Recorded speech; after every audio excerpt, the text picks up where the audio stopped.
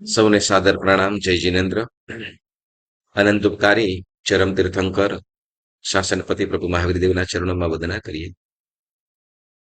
પ્રગટ પ્રભાવી પુરુષાદાનીય શ્રી બાષ્પ પ્રભુના ચરણોમાં વંદના કરીએ. પૂજ્ય આચાર્ય ભગવંતો, ઉપાધ્યાય ભગવંતો અને સર્વ સાધુ સાધ્વી ભગવંતોના ચરણોમાં ત્રિકાળ વંદના કરીએ. અને આરાધક સર્વ શ્રાવક ભાઈઓ બહેનો સૌને સાદર પ્રણામ. દેવગુરુ સુપસાઈ બધા સુખસાતા મહાસો.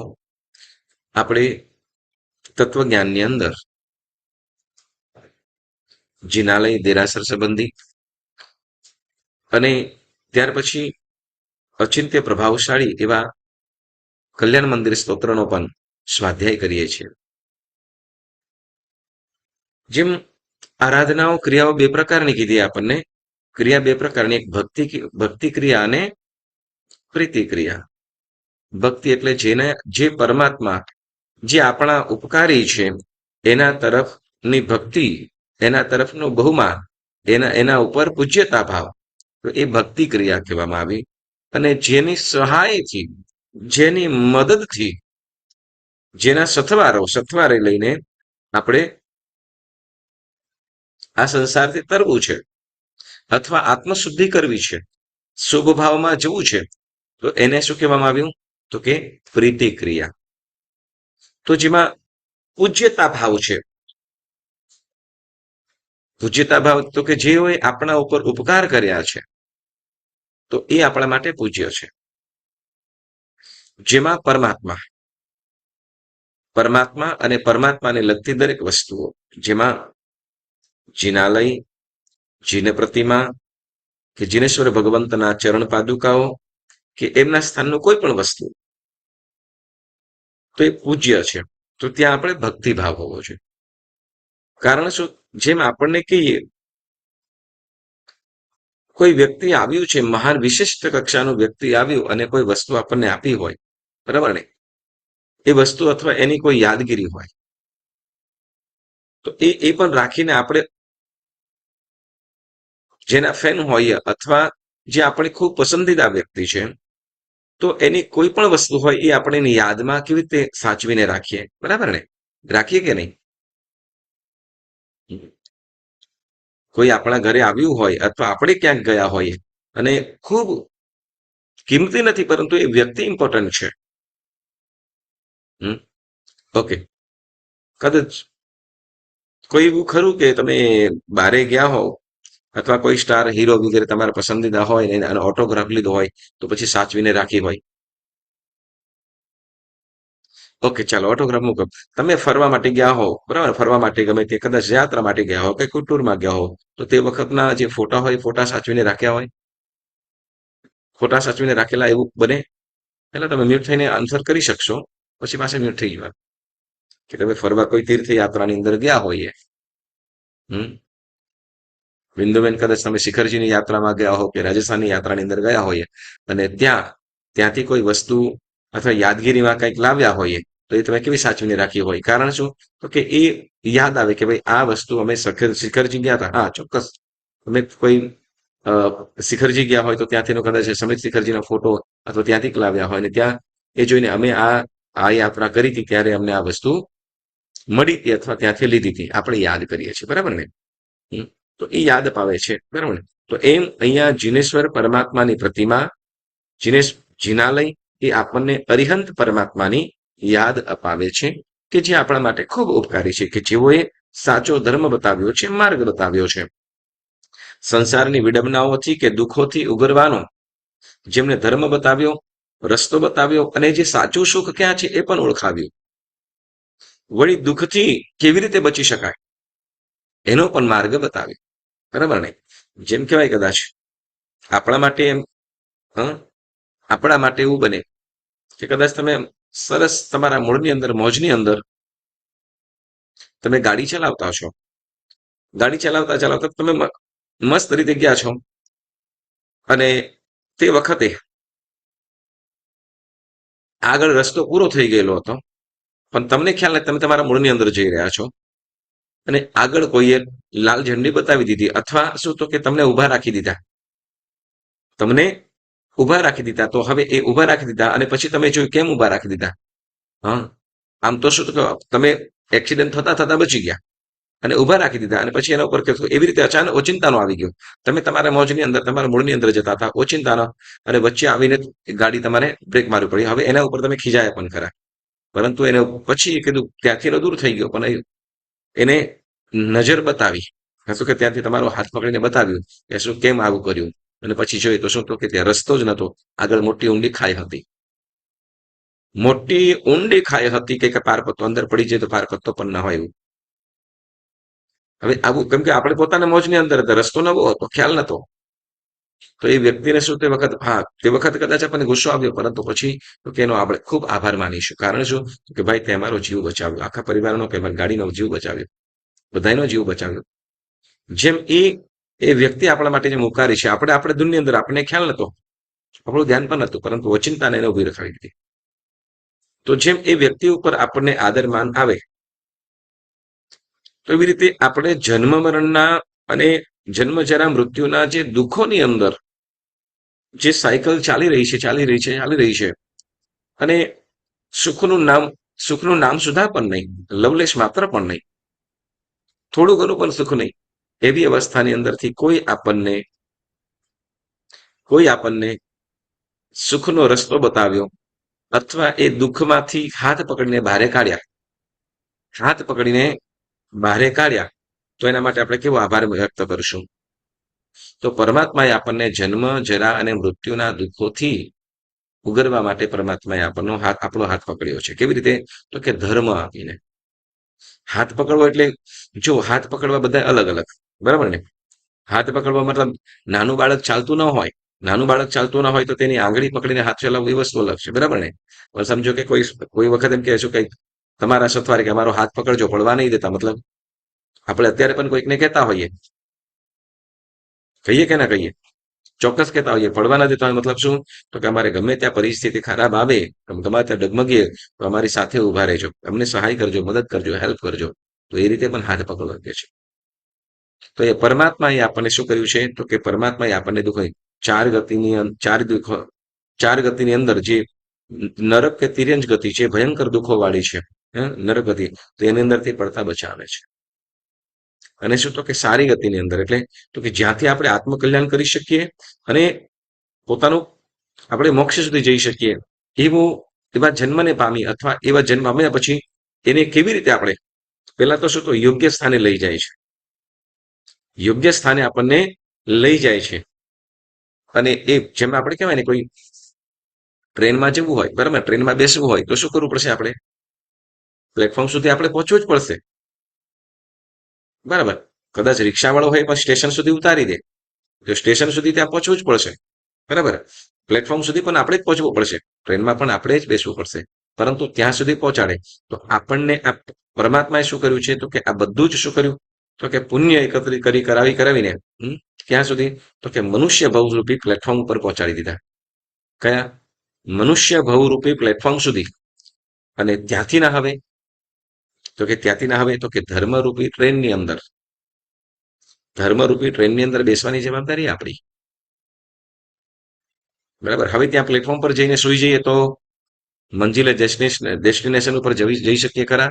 નહીં જઈ શકીએ. તો અહીંયા પરમાત્મા એટલે આપણને જે મોક્ષરૂપી માર્ગ, કયો મોક્ષરૂપી માર્ગ જ્યાંથી સાધી શકાય છે, ચાલી શકાય છે, એવા મનુષ્ય ભવ સુધી પહોંચાડવા માટે પણ અઢળક પુણ્ય એકત્રિત કરાવ્યું હોય તો એ પણ કોણ તો કે પરમાત્મા. તો એના પ્રત્યેનો આપણે ઉપકાર ભાવ અહીંયા દાખવવાનો છે. તો આપણે એવા પરમાત્માની આપણે ભક્તિ, પહેલા શું તો કે ભક્તિથી પણ મુક્તિ સુધી પહોંચી શકાય છે. જેમાં આપણે સાવ સરળ કોઈ યોગ હોય, બરાબર ને, જો કે ભક્તિ યોગ, ક્રિયા યોગ, જ્ઞાન યોગ, તો એમાં આ ત્રણેય યોગની અંદર ભક્તિ યોગ, ક્રિયા યોગ અને જ્ઞાન યોગ. જેમાં જ્ઞાન યોગ એટલે આપણે સ્વાધ્યાય કરીએ, ક્રિયા યોગ એટલે જેમાં આપણે સામાયિક, પ્રતિક્રમણ, ઔષધ વગેરે છે, ક્રિયા યોગ કીધો, બરાબર. અને પરમાત્મા તરફ જે આપણે પરમાત્માની પૂજા કરીએ છીએ, ચૈત્યવંદન કરીએ છીએ, ભાવ પૂજા વગેરે કરીએ છીએ, તો એ ભક્તિ યોગ કહેવામાં આવ્યું. કેમ તો કે ભક્તિના યોગ, પરમાત્માનું નામ પણ, પરમાત્માને બતાવેલો ધર્મ, પરમાત્માનું નામ પણ આપણા માટે કેવું છે, તારણહારું બને છે. તો એ ભક્તિ યોગથી આપણે આગળ વધીએ તો ભક્તિયોગ, માત્ર ભક્તિયોગ એટલો નહીં, પણ ભક્તિયોગ, જ્ઞાનયોગ, ક્રિયાયોગ, ત્રણ યોગ આપણે સાધવાના છે. તો જેમાં ભક્તિયોગ સરળ માર્ગ છે, પણ એ પણ વિધિવત કરીએ તો એનો પણ અનેરો લાભ છે. ભક્તિ યોગને સમજવા માટે પણ શેનું જરૂર પડે છે? તો કે જ્ઞાન યોગ. જો આપણે જ્ઞાનની આરાધના નહીં કરીશું, જો સ્વાધ્યાય જ્ઞાન આરાધના મતલબ ખાલી સાપડા ઉપર ચોપડી રાખી દઈએ અને 5 ખમાસમણ દઈએ તો એ જ્ઞાન ભક્તિ. એ જ્ઞાન ભક્તિ એટલે તમે સ્વયં સ્વાધ્યાય કરો. હા, જે આપણે કરીએ છીએ એ ભક્તિ કરી, પરંતુ એ શું થયું? આદર થયો, બહુમાન થયું. પરંતુ એનો જ્ઞાન ભક્તિ એટલે તો કે સ્વયં સ્વાધ્યાય પણ કરવું. તો અહીંયા ભક્તિયોગ તો પરમાત્માની ભક્તિ કેવી રીતે કરવું, વિધિ કેવી રીતે કરીએ કે જે પૂજ્ય સ્થાન છે, જિનાલય, જીન પ્રતિભા, જે પૂજ્ય સ્થાન છે, તો એની કોઈ પણ રીતે અવહેલના આસાધના ન થાય, જેમાં ત્યાં રહેલું શુદ્ધ વાતાવરણ કલુષિત ન થાય, દૂષિત ન થાય, વાતાવરણ એનું શું કે દૂષિત ન થાય. તો એના માટે પણ શું કરીએ છીએ? તો કેટલીક સાવધાની રાખવાની છે, જેના માટે આપણે નિષિહીની વાતો કરી. બરાબર, 3 નિષિહી, પછી 3 પ્રદક્ષિણા, 3 નિષિહી, 3 પ્રણામ, 3 પ્રદક્ષિણા, પછી 3 પ્રકારની પૂજા, 3 પ્રકારની અવસ્થા. બીજું કઈ વસ્તુ હતું? બોલતા જાઓ, ચાલો. 3 નિષિહી, પછી જેમાં મન વચન કાયાથી કેટલીક વસ્તુઓ છોડવાનું છે. બરાબર ને? પહેલી નિષિહીની અંદર સંસાર સંબંધી સર્વ વસ્તુનો ત્યાગ, બીજી નિષિહીમાં તો કે દેરાસર સંબંધી વાતોચિતોનો પણ ત્યાગ, ત્રીજી નિષિહીમાં સર્વ વસ્તુનો માત્ર હું ને પરમાત્મા. બરાબર. પછી પ્રણામ ત્રિકિતા. ત્રિક એટલે 3 વસ્તુની પેર, 3 જોડકા. તો પ્રણામ ત્રિક, 3 પ્રકારના પ્રણામ. કયા? અંજલિબદ્ધ પ્રણામ. હા, અંજલિબદ્ધ, પછી અંજલિબદ્ધ પ્રણામ, પછી અર્ધાવર્ણિત પ્રણામ, અને ત્રીજું કયું? બોલતા જજો ફટાફટ. પંચાંગ પ્રણિપાત. પંચાંગ પ્રણિપાત. અનમ્યુટ થઈ જાજો. આપણે અત્યારે થોડીક પ્રશ્નો કરી પછી આગળ વધીએ આપણે. બરાબર. કેમ કે આપણે આ સ્વાધ્યાય કરીએ છીએ, પછી આપણું એપ્લાય, આપણે ખાલી ઇન્ફોર્મેશન કલેક્ટ કર્યા પછી જો એને આપણે આપણા લાઈફની અંદર, આપણા જીવનની અંદર પ્રેક્ટિકલમાં પણ મૂકવાનું છે. ઓકે, આચરણમાં પણ મૂકવાનું છે. 3 પ્રકારના પ્રણામ, પછી પ્રદક્ષિણા, 3 પ્રદક્ષિણા. શા માટે 3 પ્રદક્ષિણા દઈએ છીએ?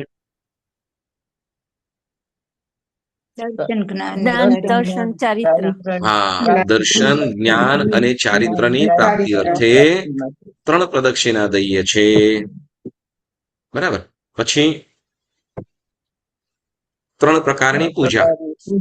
3 પ્રકારની પૂજા. કઈ પૂજા? અંગ પૂજા, અગ્ર પૂજા અને ભાવ પૂજા. Very good. હા, પછી અવસ્થા ભાવવાની. 3 અવસ્થાઓ. કઈ 3 અવસ્થાઓ? પિંડસ્થ અવસ્થા, પદસ્થ અવસ્થા અને અરૂપીપણું. યસ, બરાબર. યસ. તો પિંડસ્થ, બરાબર, પિંડસ્થ, પદસ્થ અને અરૂપીપણું, તો 3 અવસ્થા કીધી. તો પિંડસ્થની અંદર એક પ્રશ્ન છે. ઓકે, એક પિંડસ્થ અવસ્થાની અંદર બાલ્યાવસ્થા, પછી રાજ્યાવસ્થા મતલબ યુવાન. બરાબર ને? રાજ્યાવસ્થા યુવાન. તો પછી વૃદ્ધાવસ્થા કેમ નહીં? આવો પ્રશ્ન થાય. બાલ્ય થઈ, રાજ્ય થયું, રાજ્ય એટલે યુવાન, તો યુવાન અવસ્થા થઈ. બરાબર. તો વૃદ્ધાવસ્થા કેમ નહીં?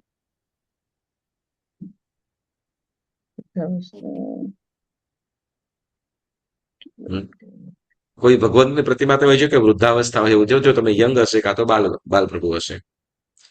ચાલો, પરમાત્મા સાંભળજો. 63 શલાકા પુરુષ છે ને, 63 શલાકા પુરુષ જેવા તીર્થંકર પરમાત્મા કે ચક્રવર્તી વગેરે હોય, એ ક્યારે વૃદ્ધ થાય નહીં. એ ક્યારે એમને વૃદ્ધાવસ્થા હોતી નથી.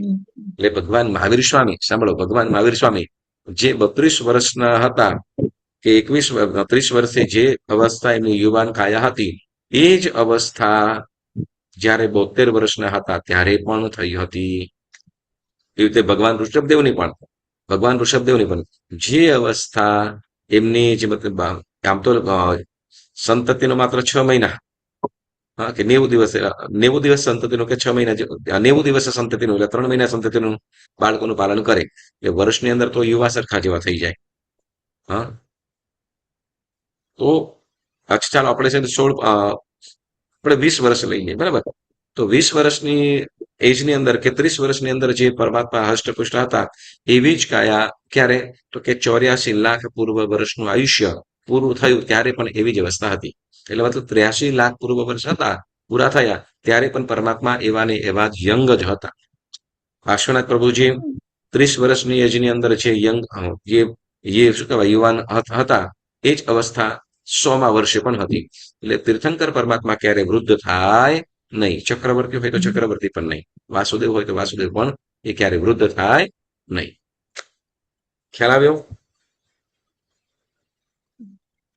હેલો, સમજાયું ને કે તીર્થંકર પરમાત્મા કે ત્રિસૃષ્ટિ શલાકા પુરુષો છે એ લોકોની વૃદ્ધાવસ્થા હોય નહીં, વૃદ્ધ ન થાય. ઓકે, ત્રિસૃષ્ટિમાં તીર્થંકર ચક્રવર્તી વાસુદેવ છે એ લોકો પણ બીજાનું આપણે કહી નથી શકતો, પણ તીર્થંકર પરમાત્મા ક્યારે પણ વૃદ્ધ હોય નહીં. ઓકે, કોઈ જગ્યાએ એવું જોયું છે કે પાર્શ્વનાથ ભગવાન કે મહાવીર ભગવાન કે આદિનાથ ભગવાન એ વૃદ્ધાવસ્થા વાળા છે એમ? હા, આમ ગાલ ઉપર કરચલીઓ થઈ ગયો હોય કે આમ વાળ સફેદ વગેરે થઈ ગયા હોય તો એવું ક્યાંય નહીં જોવા મળે. કારણ શું, તો કે તીર્થંકર પરમાત્મા ક્યારેય પણ વૃદ્ધ થતા જ નથી. એટલે ભાવોથી નહીં પરંતુ શરીરથી પણ નહીં, શરીરથી પણ એવા જ. ઓકે, તો પિંડસ્થ પદસ્થ અને રૂપરહિતવાનું. ઓકે, આપણે ભગવાનના મસ્તક ઉપર છત્રો છે, બરાબર ને? તો છત્ર જોઈને કઈ અવસ્થા ભાવી શકીએ?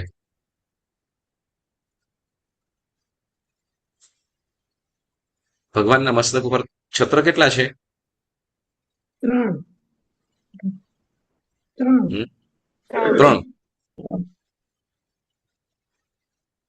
ઓકે, તો એ 3 છત્ર, બરાબર. એ છત્ર જોઈને ભગવાનને કઈ ભાવના આપણે ભાવી શકીએ? કઈ અવસ્થા ભાવવાની છે?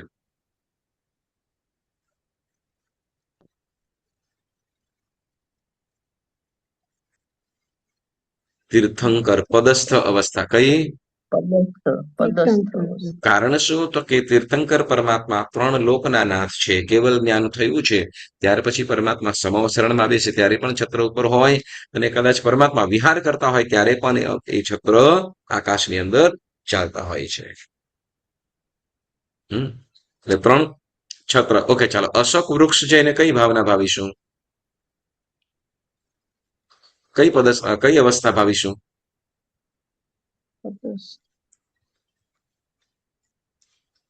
એટલે બોલતા જજો છે.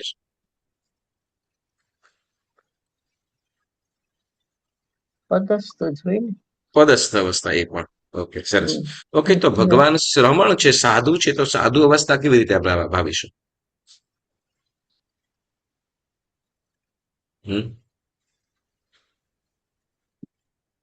સાધુ અવસ્થા, શ્રમણ અવસ્થા કેવી રીતે ભાવીશું?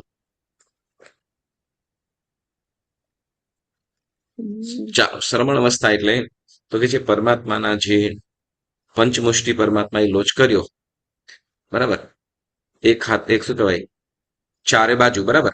1 2 3 અને 4 એવી રીતે ઉપર એક, પછી આજુ બાજુ અને પાછળ, એટલે આમ 4 મુષ્ટિ અને 1 મુષ્ટિ દાઢી મૂછના હોય. તો એ ખેંચીને કાઢી લીધા, પંચમુષ્ટિ લોચ થઈ ગયો. પછી જે અમુક જે ઝીણા વાળ રહ્યા, મતલબ જે પકડાય નહીં, તો એ પકડાયા નહીં, તો એ વાળ ત્યાં રહ્યા. હવે ઇન્દ્ર મહારાજે શું કર્યું, તો કે પોતાના દિવ્ય વસ્ત્ર વડે ભગવાનને ત્યાં એ વાળને શું કર્યું, તો કે કપડા વડે લૂંછ ના લીધા, એટલે તો કે ત્યાં બેસાડી દીધા. એવી રીતે એમ એ ગોલ ગોલ થઈ ગયા. હવે જે પરમાત્માની પ્રતિમા છે, બરાબર, પરમાત્માની પ્રતિમા ત્યાં ડોટ રહેલા છે, ત્યાં ઝીણા બબલ્સ જેવા. તો એ નાના વાળ છે એવું સૂચવે છે. તો એ દ્રશ્ય જોઈને આપણે શું કરવાનું છે? પરમાત્માની શ્રવણ અવસ્થા ભાવવાની છે, બરાબર. ઓકે, તો શ્રવણ અવસ્થા. ત્યાર પછી આપણે બીજી એક નિશ્ચય આગળ વાત કરી હતી કઈ? ત્રણ દિશા તરફ જોવાનો ત્યાગ. હમ. કઈ? ત્રણ દિશા ત્રણ દિશા તરફ જોવાનો ત્યાગ. બરાબર. હવે આવું જો એક વસ્તુ છે, આપણું મન તો ચંચળ છે જ, બરાબર ને? મન ચંચળ છે. હમ. હેલો, મન ચંચળ છે. હા છે. હા, મનની ચંચળતા ખૂબ, બરાબર ને? તેમ આંખોની પણ એટલી જ ચંચળતા. હમ. મન જેમ ચંચળ છે એમ આંખોની ચંચળતા છે. હજી તો કદાચ આંખોને તો કદાચ બંધ કરી દઈએ, મનને એ પણ નથી થઈ શકતું. પણ કે જેમ શું કહેવાય કે જેમ મનની ચંચળતા છે એમ આંખોની પણ ચપળતા છે, કે ગમે ત્યાં નજર દ્રષ્ટિ પહોંચી જાય, અને જ્યાં દ્રષ્ટિ પહોંચી જે જોવામાં આવ્યું, જે જોવામાં આવ્યું એના ઉપર મન ચિંતન કરતું થઈ જાય. બરાબર છે આવા? હા. જેવું જેવું આપણા મનની અંદર જેવું આપણી આંખો સમક્ષ દ્રશ્ય દેખાય એના ઉપર ચિંતન ચાલુ કરી દે મન. બરાબર. એટલે કે શું તો કે એટલે દિશાઓ જોવાનો પણ ત્યાગ. આપણને ઘણી વખતે પ્રાર્થનાઓ કે અમુક આ બાજુ જુઓ, આમ શું કામ કહેતા હોય તો કે આપણે જે દિશા તરફ જતું હોય એટલે આમ તેમ જોવાતું હોય એટલે સહજ આપણું ધ્યાન ભટકે, આપણું ચિત્ત એ બાજુ જતું રહે. એટલે અહીંયા શાસ્ત્રકાર ભગવાન, તમે વિચાર કરો કે આપણને કેવી સુંદર રીતે બધી વાતો જણાવી, કે જ્યાં આપણે જો પરવ આવવું છે, જે પ્રતિમા તરફ જે પ્રસન્નતાની મૂર્તિ છે. આપણે ઓલું એક સ્તુતિ છે કે દાદા તારી મુખ મુદ્રાને અમીય નજર નિહાળી રહ્યો, તારા નયનો માંથી ઝરતું દિવ્ય તેજ હું ઝીલી રહ્યો, ક્ષણભર આ સંસારની માયા તારી ભક્તિમાં ભૂલી ગયો, તુજ મૂર્તયમાં મસ્ત બનીને આત્મિક આનંદ માની રહ્યો. તો કે પરમાત્માની જે પ્રતિમા છે કેવી છે? પ્રસન્નતાપૂર્વક છે, પ્રસન્નતાની મુદ્રા છે. વળી જેની આંખોની અંદરથી કરુણા ઝરે છે, હોઠ ઉપર સ્મિત વસે છે, અને જાહો જલાલી છતાં નિર્ભયમાની જેવું દેખાય છે. એટલે એવા પરમાત્મા, એવી પ્રતિમા, એટલે એ તરફ જ આપણું ધ્યાન જાય. હવે આ એના ગુણોને યાદ ક્યારે કરી શકીએ? પ્રતિમા સન્મુખ આપણે બેસી પ્રભુ તરફ એકાકાર થઈએ, પ્રભુ સન્મુખ આપણે બેસી પ્રભુ તરફ જોઈએ ત્યારે એકાકાર થઈએ ને ત્યારે એના એ ગુણો, એ ભક્તિના એ પદો દ્વારા આપણે એના એ ગુણોનું સ્મરણ કરી શકીએ. જેમ આપ સ્તુતિની અંદર ગાઈ દઉં કે તુજ મૂર્તિમાં મસ્ત બનીને આત્મિક આનંદ માની રહ્યો, કે જ્યારે મસ્ત બનીએ છીએ પરમાત્માની પ્રતિમા જોઈને એમાં એકાકાર થઈએ, અને એ છબી જ્યારે આંખોમાં છપાઈ જાય છે, અને એના ગુણો પણ, એની પ્રસન્નતા, જેમ એની આંખોમાં વસતી કરુણા, મુખનું સ્મિત, પ્રસન્નતા, તો આ બધું જ શું કરે છે? તો એ આપણના શુભ ભાવોને જગાડે છે, આપણા શુભ ભાવોને જગાડે છે. એટલે પરંતુ એમાં એકાકાર થવાનું છે, એમાં સ્થિરતા લાવવાની છે, એમાં મગ્ન બનવું છે. તો એના માટે શું કરવાનું છે? તો કે આપણી ચપળતા છે, અસ્થિરતા છે, એનો ત્યાગ કરવા માટે અહીંયા ત્રણ દિશા તરફ જોવાનો ત્યાગ કરવાનો કીધો. ડાબી, જમણી અને પાછળ. ડાબી, જમણી, પાછળ. બરાબર. બીજી રીત તો કે આજુબાજુ એક, પાછળ અને ઉપર. એટલે આ ત્રણેય દિશા તરફ જોવાનું ત્યાગ. ઉપર પણ નથી જોવાનું, આજુબાજુમાં કે પાછળ પણ જોવાનું નથી, માત્ર ક્યાં? તો કે પ્રભુ સન્મુખ. પ્રભુ સન્મુખ જ આપણે જોવાનું છે, કે જેથી આપણે એના ગુણોની અંદર આપણે ઓતપ્રોત થઈ શકીએ. બરાબર. હવે વળી સાથે સાથે હવે આપણે કદાચ આપણે ભક્તિની અંદર મશગુલ બન્યા, અને કોઈ કદાચ શું કહેવાય કે કોઈ નવી વ્યક્તિ આવીને તે કદાચ એમ જોતું હોય તો એને જોવું કે તું કે નહીં, ક્યાંય પણ જોવાનું નથી. કોઈ વ્યક્તિ શું પહેર્યું છે, કે કેવું લીધું છે, શું કરી રહ્યું છે, એમાં નહીં, પરંતુ આપણે ક્યાં? તો કે આપણી ભાવ ભક્તિની અંદર જ જોડાવાનું છે. ત્યાં આપણે પરમાત્માની પ્રતિમાની અંદર જ એકાકાર બનવાનું છે. હવે પુણ્યશાળી જો આ એકાકાર બનવાનું છે, જેમ ગઈ વખતે પણ તમને આ વસ્તુ જણાવી હતી કે જેમ એકાકાર કોઈ બનતું હોય, બનવાનો પ્રયત્ન કરતું હોય, બરાબર, તો આપણે અંતરાય સ્વરૂપ ન બનીએ એનું ધ્યાન રાખવાનું. આપણે એમાં કદાચ બની શકે એવું કે કદાચ કોઈ આપણે કોઈ ભક્તિની અંદર એનું સરસ મજાની ભક્તિ કરી રહ્યું છે, બારેથી ચૈત્યવંદન કરી રહ્યું છે, ભાવમાં મશગુલ છે, તો આપણે કદાચ પૂજા કરીએ તો કેવી રીતે પૂજા કરવાનું? તો કે સામે જે ભગવાન સામે ભાવ પૂજા કરી રહ્યા છે એને ભગવાનનું દર્શન થાય એ રીતે. એટલે તો કે કાં તો બહેનો હોય એ ડાબી સાઈડે, ભાઈઓ હોય જમણી સાઈડે, એટલે વચ્ચે ઉભા રહીને નહીં. કારણ શું? તો કે એમાં હવે જો આપણે એ રીતે કરતા હોઈએ તો કે જે ભાવ પૂજાની અંદર જે ભાવ શું કહું, ભાવમાં ઓતપ્રોત બન્યા છે એના ભાવની અંદર વિક્ષેપ કરવો એટલે તો કે એમાં અંતરાય બાંધવાનો દોષ આપણને લાગે. યસ, એટલે કદાચ આપણે ઉત્તમ ભાવનામાં આપણે ઉત્તમ ભાવનામાં ન જઈ શકીએ કદાચ, પરંતુ જે ઉત્તમ ભાવોથી કરતું છે તો એમાં અંતરાય સ્વરૂપ કે વિઘ્ન સ્વરૂપ આપણે ન બનાય. બરાબર, એ રીતે કદાચ આપણે પ્રદક્ષિણા દેતા હોઈએ. સાંભળજો, આ વસ્તુ ધ્યાન લેવાનું છે કે આપણે ભક્તિ કરતા કંઈક બીજાને કઈ વિક્ષેપ તો નથી થતો ને, એનું પણ ધ્યાન રાખવાનું છે. બરાબર, સરસ. તો એ રીતે આપણે 3 દિશા તરફ જોવાનો ત્યાગ જ એમ જ કીધું છે, ન જોવું જોઈએ પણ ત્યાગ જ કરવો જોઈએ. કારણ કે ચિત્તની સાથે કે જેમ મન ચંચળ છે એમ આંખો પણ ચપળતા વાળી છે. એટલે ગમે તે દેખાય તો તરત ને તરત શું તો કે તરફ દર્શી થઈ જાય, તો એનો ત્યાગ કરવો અવશ્ય. બરાબર, ઓકે. તો એ પ્રમાણે અહીં આપણે 3 દિશા તરફ જોવાનો ત્યાગ. હવે ત્યાર પછી આગળ નવી વાત કરીએ છીએ કે જેમાં કે છે પ્રમાર્જના ત્રિક. પ્રમાર્જના એટલે જૈના. નવું આપણે એડ કરીએ છીએ. ઓકે, પ્રમાર્જના એટલે જૈના. હવે જે જગ્યાએ મતલબ આપણે અંગ પૂજા અને અગ્ર પૂજા કરી, અંગ પૂજા અને અગ્ર પૂજા, બોલો અંગ પૂજા કઈ બોલતા બોલી જાઓ. અંગ પૂજા કઈ આવશે? જલ પૂજા, જળ પૂજા, ચંદન પૂજા, ચંદન પૂજા, પુષ્પ પૂજા, પુષ્પ પૂજા. એના સિવાય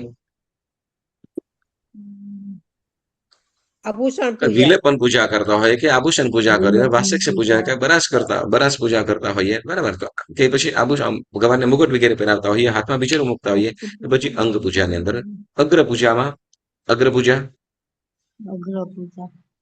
ધૂપ પૂજા, દીપક પૂજા, ધૂપ પૂજા, દીપક પૂજા, અક્ષત પૂજા, નૈવેદ્ય પૂજા, દર્પણ, ચામર કે ભક્તિ ભાવના વગેરે કરીએ. હા, ચામર, આ બધું શું છે તો કે એને શું કહેવાશે? અગ્ર પૂજા. ભગવાન જે આજે વખતે બોલ્યા અગ્ર પૂજા એ ગભારાની બહારે રહીને કરવી અને ભગવાન સન્મુખ. બરાબર, ગભારાની આ વસ્તુ ગભારામાં નથી કરવાની, આ ગભારાની બહારે રહીને કરવાની છે.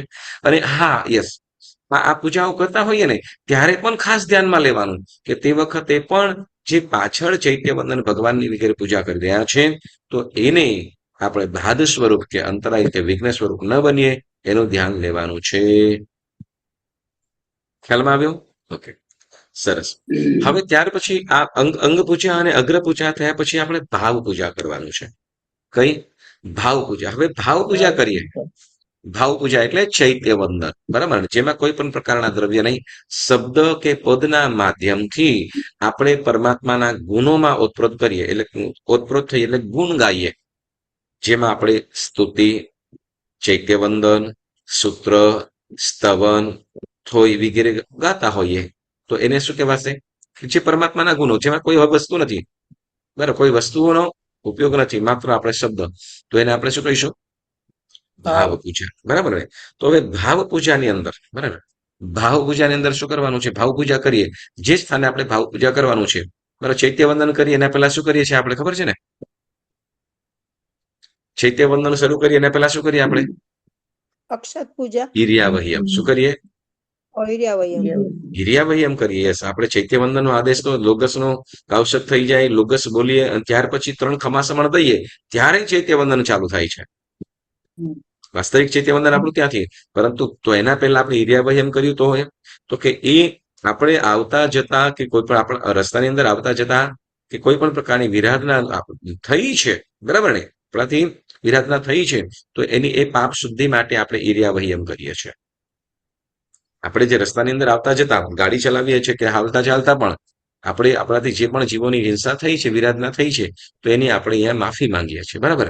તો એટલા માટે ઈર્યાવહી એમ કરીએ. પરંતુ એના પહેલા પણ સાંભળજો, એના પહેલા પણ આપણે જે સ્થાને ચૈત્ય વંદન કરવા માટે બેસવાનું છે કે ઉભા રહેવાનું છે, તો એ સ્થાને આપણે જયના કરવાની છે, પ્રમાર્જના કરવાની છે. શું કરવાનું છે? પ્રમાર્જના. હવે જુઓ પ્રમાર્જના કેવી રીતે, તો કે જો જે શ્રાવક શ્રાવિકા પૂજાના વગેરે કપડા ન હોય, શુદ્ધ વસ્ત્ર હોય, તો એ લોકો પણ શું, તો કે શ્રાવક છે, તો શ્રાવક શું કરતા, તો કે ઉત્તરાસંગ રાખે. શ્રાવક શું કરે, જેમ ખેસ હોય ને, તો એવી રીતે તમે જૂના ફોટા જોશો કે આમ ખેસ જેવું આમ આમ ટોપી પહેરેલી હશે, કોટ પહેરેલો હશે, એના ઉપર આમ ખેસ જેવું નાખેલું હશે, બરાબર. તો એને શું કહેવાય? ઉત્તરાસંગ. શું કહેવાય? ઉત્તરાસંગ. બરાબર. તો ઉત્તરાસંગ વડે શું કરે, તો કે ત્યાં 3 વખત પ્રમાર્જના કરે. હવે 3 વખત પ્રમાર્જના કરે. કારણ શું, તો કે કોઈ પણ પ્રકારના નાના મોટા જીવજંતુઓ હોય, બરાબર, જીવજંતુ હોય તો શું થઈ જાય, તો એ ખસી જાય, ખસેડી દેવાય, બરાબર, ઉત્તરાસંગ વડે. હવે પૂજાના કપડામાં હોય, બરાબર, પૂજાના વસ્ત્ર હોય, તો શ્રાવક છે, તો શ્રાવક શેના વડે? ધોતી અને ખેસ ધારણ કર્યું હોય તો ખેસના છેડા વડે નીચે 3 વાર જયના કરે. ખેસના છેડા વડે 3 વાર જયના કરે. હવે સમજો કે કઈ પૌષદ વ્રત વાળા હોય તો પૌષદ વ્રત વાળા હોય તો કે પૌષદ વ્રતી હોય એ તો કે ચરવડાથી કરશે. ચરવડાથી 3 વાર પ્રમાર્જના કરે, જયના કરે, બરાબર. મુનિ મહાત્મા હોય, સાધુ સાધ્વી જે ભગવંત હોય તો એ રજોહરણથી, ઓઘાથી એ 3 વખત જયના કરશે. કે જે કોઈ પણ પ્રકારના સૂક્ષ્મ નાના મોટા જીવજંતુઓ હોય, એ જીવજંતુઓ ત્યાં સરકી જાય. અથવા બરાબર જીવજંતુ ન હોય તો કે છતાં પણ શું જયના કરવાની છે. કારણ તો કે એ ઉપયોગ દશા રહે. એટલે કે ઉપયોગ એટલે કે એ જગ્યાનું નિરીક્ષણ કરી લેવું કે કોઈ જીવજંતુઓ છે તો નહીં ને, બરાબર. તો એને આવે શું કહેવાય? 3 પ્રકારની જયના. જેને આપણે પ્રમાર્જનાત્રિક કહેવાશે. શું કહેવાશે? પ્રમાર્જના. હા, જે સ્થાને આપણે બેસીને ભક્તિ કરવી છે, તો એ સ્થાનને પણ જીવરહિત કરી દેવાનું છે.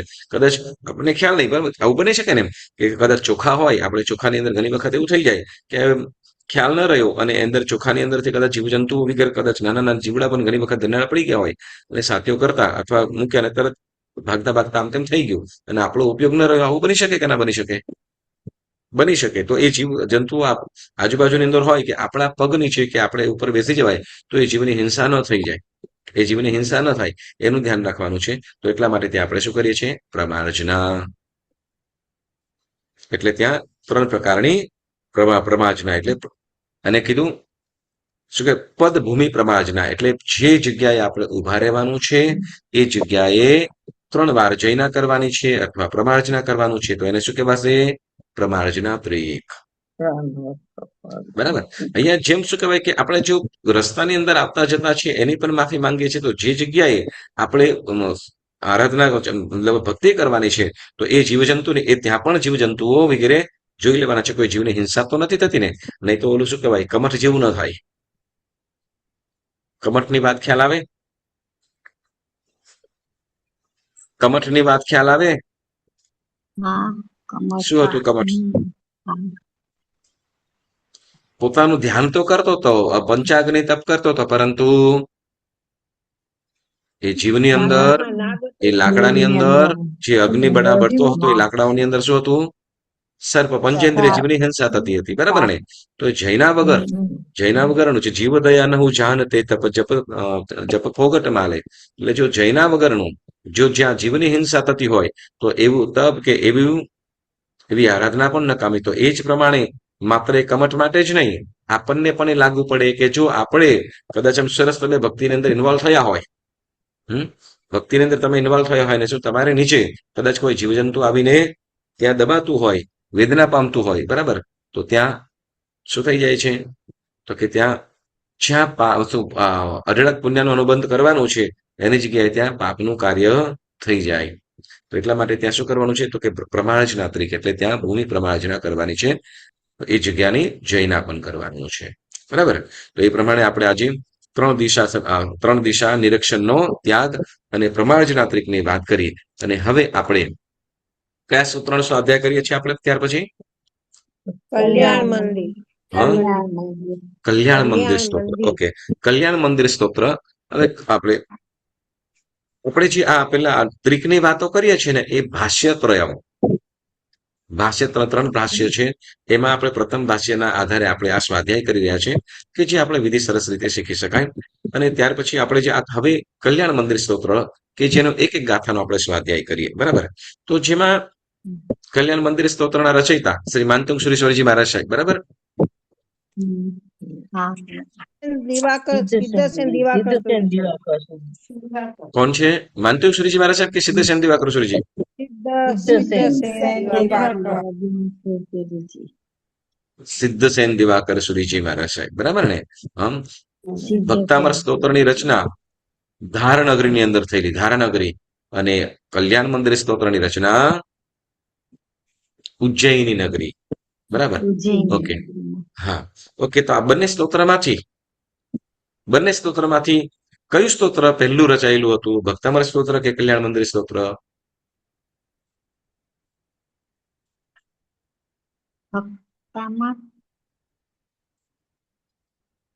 ભક્તામર મુનિ સ્વામીના ટાઈમમાં હતું. બોલો, કયા સ્તોત્રની રચના પહેલી થઈ હતી? કલ્યાણ મંદિર. કલ્યાણ મંદિર સ્તોત્ર. કયું? બરાબર યાદ રાખી લેવાનું. હા, જે આપણે વિક્રમ સંવત કહીએ છીએ 2080 ને 82 કે 81? 2082 વર્ષ થઈ ગયા, બરાબર? કે છે ને વિક્રમ સંવત ને. તો એના પહેલા કલ્યાણ મંદિર એટલે આ વિક્રમ રાજા જૈન ધર્મને પામ્યા હતા. આ કલ્યાણ મંદિર સ્તોત્રોની જયારે રચના થઈ સિદ્ધસેન દિવાકર સુરીજી મહારાજ સાહેબના પ્રતિબોધથી, ત્યારે આ કોણ? તો કે વિક્રમ રાજા છે, જૈન ધર્મને માનવા વાળો થયો અને ખૂબ જૈન ધર્મની પ્રભાવના કરી. એટલે ઓછામાં ઓછા કેટલા?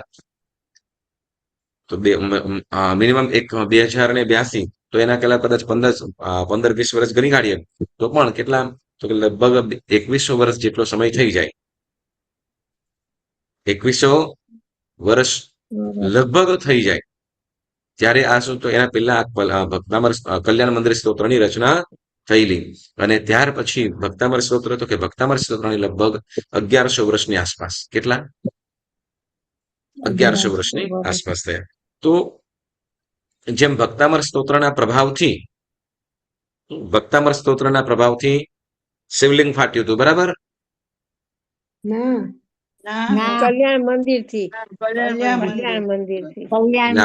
આજે બેસતો મહિનો પણ છે. સવારે ભક્તામર પાઠ કર્યો એટલે તમે બારે વગેરે કરાવું છું. હવે મને યાદ રાખવાનું કે ચોક્કસ આપણે જે આ સ્તોત્રના પ્રભાવો પણ કીધા છે.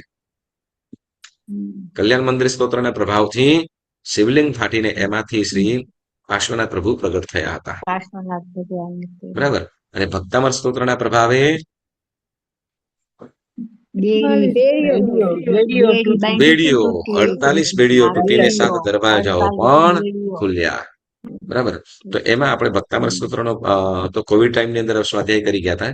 અને આપણે કલ્યાણ મંદિર સ્તોત્ર સાવ શું કહેવાય, સાવ એટલે સાવ જ કોઈ બોલાતું નથી, કેમ કે એના પ્રભાવ અને ભાવથી આપણે અપરિચિત છીએ એટલે, બરાબર? તો હવે આ કલ્યાણ મંદિર સ્તોત્રનો જે ગાથા નંબર 8, આપણે ગઈ વખત ગાથા નંબર 7 નો સ્વાધ્યાય કર્યો હતો ને, જેમાં આપણે ગાયું ગાથા નંબર 7મી પહેલા બોલી જશે, ભાવાર્થની અંદર જોડાઈ જશે. આસ્તામ ચિંત્ય મહિમાજિન સંસ્તવસ્તે નામાપી પાતિ ભવતો જગંતી તીવ્રા તપોપહત પાંથ જનાન્નિદાદે પ્રીણાતિ પદ્મ સરસો નિલોપી. ગાથાનો એક ભાવાર્થ કહીએ ને તો એક સુંદર મજાનો એક પદ છે. એક પ્રાર્થના કદાચ તમે સાંભળી હશે. जैसे सूरज की गर्मी से जलते हुए तन को मिल जाए तरवर की छाया, ऐसा ही सुख मेरे मन को मिला है मैं जब से शरण तेरी आया. તો આ પદની અંદર શું કીધું? તો કે સૂર્યની ભયંકર ગરમી હોય, રેગિસ્તાન હોય, ડેઝર્ટ હોય અને એમાં પણ રાજસ્થાનનો ટાઈમ દુબઈની અંદર પહોંચી જઈએ અને એમાં પણ ગરમીના સમય હોય પછી કેવી ગરમી હોય હમ બરાબર ને અને એમાં એમ થાય કે પાણીનો એવો કયો દેશ છે જેમાં શું કહેવાય કે પાણી બહુ ઓછું છે એ લોકો છે ને શું કહેવાય કે ગાડીમાં કદાચ કલાક 1.5 કલાક 2 કલાક બેસવું હોય ને તો ગાડી બંધ ન કરે ચાલુ રાખે અને શું કહેવાય એર કન્ડિશન ચાલુ જ રાખે એસી માટે જવાનું ના હોય છે તો એર કન્ડિશન માટે એ લોકો અ ઠંડકના માટે એ લોકો શું કહેવાય ગાડી ચાલુ રાખે અહીંથી મસ્કત કોઈ કહેતા હતા કે શું બહાર નીકળી ના છે ગાડીમાંથી નીકળે તો પણ ક્યાં તો સીધા ઓફિસની અંદર જતા રહી તરત કારણ શું ગરમી એટલી ભયંકર હોય તો હવે જેની પાસે ગાડી નથી જેમ આમને હશે તો બિચારાને કેવી હાલત થતી હશે હવે એ લોકોને માટે માત્ર ઠંડો પવન પણ આવી જાય ને ઠંડો પવન ભેજવાળો તો પણ એનો હતાશ પામે અને એ લોકોને જો ઠંડુ પાણી મળી જાય નાહી ધોઈ અને પોતાની શરીરની પ્યાસ બુજાવી શકે એવી એવી વ્યવસ્થા પ્રાપ્ત થઈ જાય પછી ખૂબ સુખી થઈ જાય બરાબર ને પાણી મળી જાય તો અહીંયા એમ કે છે શું તો કે ભગવાનનું નામ કેવું છે ભગવાનનું નામ લેવા માત્રથી પણ કેવી અને સાતા મળે છે તો કે ગરમ રણની અંદર હોય ભયંકર ડેઝર્ટ હોય ગરમી અને એની અંદર એકદમ ઠંડો ભેજ વાળો આ ઠંડુ પાણી વાળો એની હવા ખાલી આવે ખાલી હવા આવે તો પણ એને હાશકારો મળે બરાબર ને એને ખૂબ હાશકારો મળે તેમ પણ જ્યારે માત્ર પરમાત્માનું નામ સ્મરણ કરે ત્યાં માત્ર પરમાત્માનું નામ લેવા માત્રથી પણ એને ઘણું રાહત મળી જાય છે અને જો પરમાત્માની સ્તવના કરે છે જો કોઈ જીવ પરમાત્માની સ્તવના કરે છે તો એનો તો કંઈક પ્રભાવ જ અલગ કીધો છે અચિંત્ય એમ કીધું કે જેની આપણે કલ્પના પણ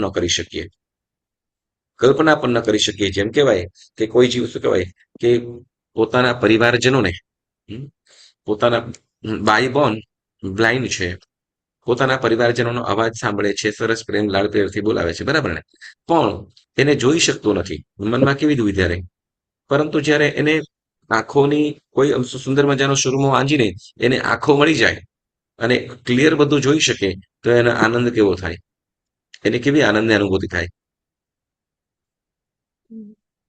એને આપણે શબ્દમાં વર્ણન ન કરી શકીએ બરાબર ને જેમ શું કહેવાય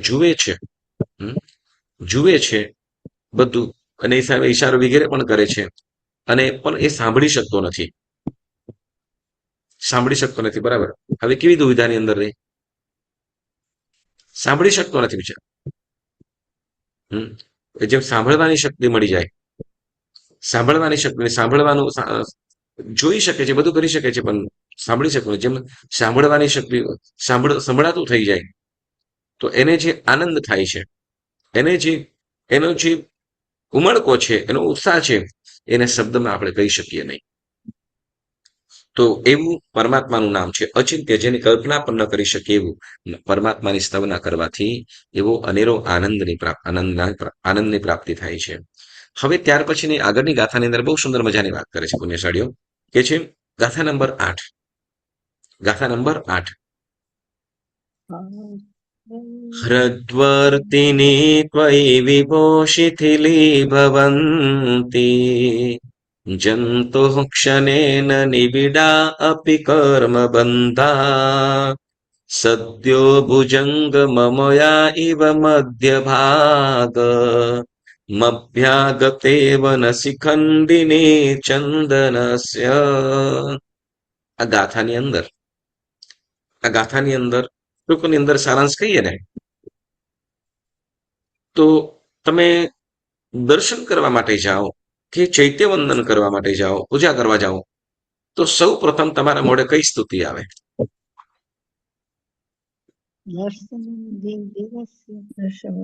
તમે દર્શન કરવા માટે ઉભા રહ્યો ત્યારે સૌ પ્રથમ તમારા મુખે કઈ સ્તુતિ બોલાય છે બોલો હેલો બોલો તો ખરા તમે જતા હશો ત્યારે દર્શનમ દેવ દેવસ્ય દર્શનમ પાપનાશનમ દર્શનમ સ્વર્ગ સોપાનમ દર્શનમ મોક્ષ સાધનમ પ્રાય કરીને આપણી આ સ્તુતિથી પ્રારંભ થતું હોય બરાબર ને અને સહજ રીતે પરમાત્મા સમક્ષ ઉભા રહી એટલે બોલાઈ જતું હોય બરાબર ને કેમ લગભગ યુઝ ટુ થઈ ગયા છે એ રીતે બરાબર ને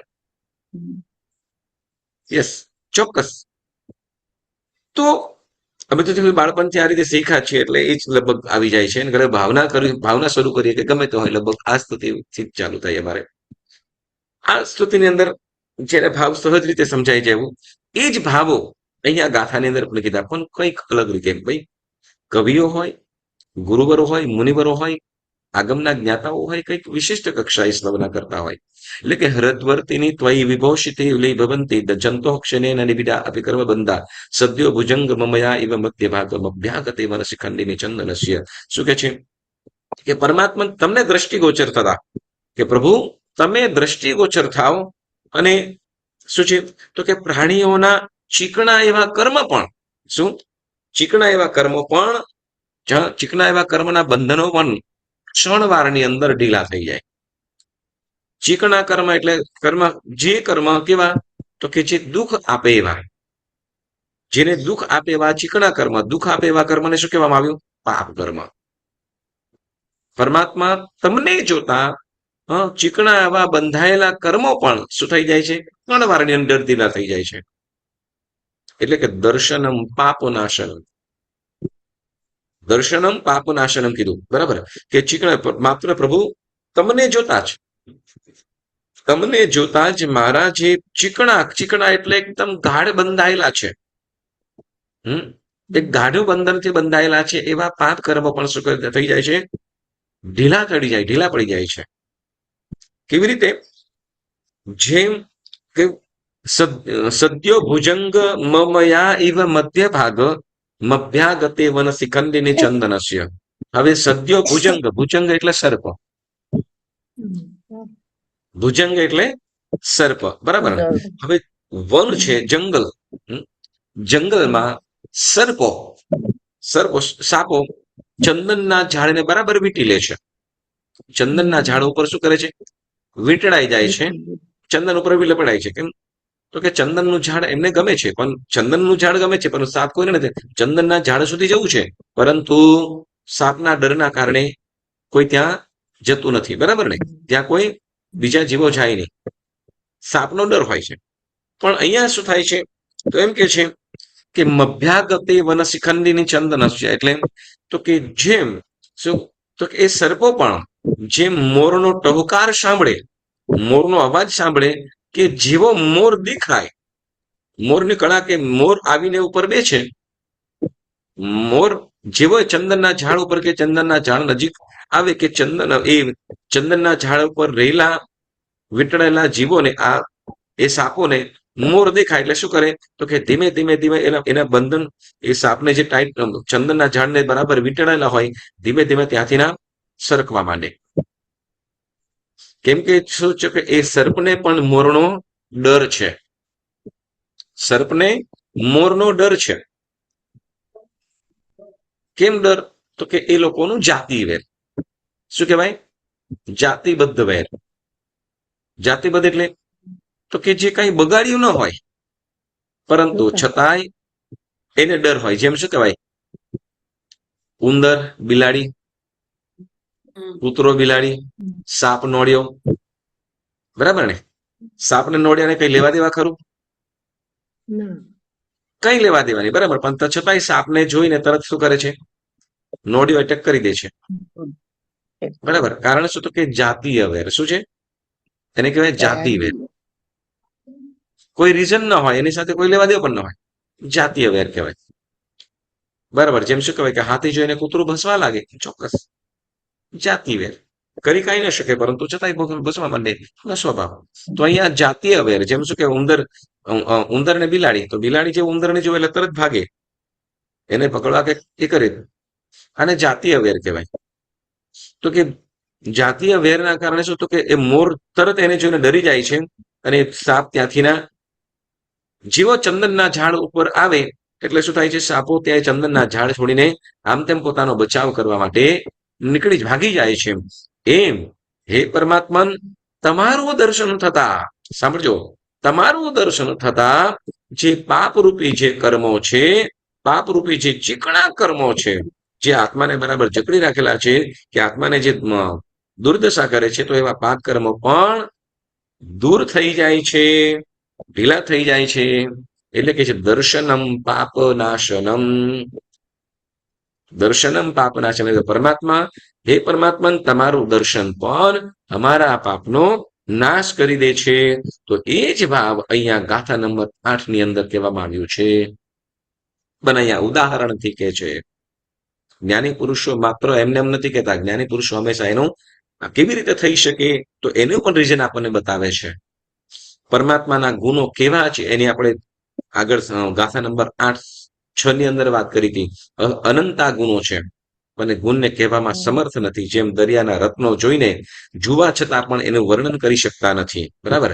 જેમ શું કહેવાય કે આંધળો હોય ને આંખની પ્રાપ્તિ થાય તો એને કેવું અકલ્પ અચિંત્ય એને આનંદ થતો હોય. કોઈ બહેરો હોય અને એને ધ્વનિ સાંભળવાની શક્તિ મળી જાય તો એ સાંભળીને એને જે અંદરનો આનંદ હોય, ઉમળકો હોય, એનું વર્ણન થઈ શકતો નથી. એમ પરમાત્મા જેમ આ અનુભવોને માત્ર અનુભવી શકાય છે, કહી શકાતું નથી, એમ પરમાત્મા અહીંયા ઉદાહરણ આપીને કહે છે કે તમારા દર્શન થતા જીવના, દર્શન કરનારના પાપો પણ દૂર થઈ જાય છે. જેમ ચંદનના ઝાડ ઉપર વીંટળાયેલા સર્પો મોરના આવવાથી દૂર થઈ જાય છે, ભાગી જાય છે, એમ પરમાત્મા તમારું દર્શન, તમારું નામ સ્મરણ કરવાથી દુર્ભાગ્ય કે પાપ કર્મો પણ દૂર થઈ જાય છે. એવું આ ગાથાની અંદર આપણને આ કલ્યાણ મંદિર સ્તોત્રની અંદર શ્રી મહાંતિમ શ્રી સિદ્ધ સંધિવાકુ સુરેશ્વરજી મહારાજ સાહેબ જણાવે છે. તો આવા ગુરુ ભગવંતને અને આ સ્તવનાની અંદર કોને સ્તોત્રની અંદર પરમાત્મા પાર્શ્વનાથની સ્તવના કરે છે. તો એવા પરમાત્મા પાર્શ્વનાથના ચરણોમાં પણ વંદના કરીએ. પુણ્યશાળીઓ, આજનો સ્વાધ્યાય કરતા કંઈ પણ જેના આજ્ઞા વિરુદ્ધ બોલાયું હોય તો મન વચન કાયાથી ત્રિવિધે ઈચ્છામિ નિગુણમ, ઈચ્છામિ નિગુણમ, ઈચ્છામિ નિગુણમ.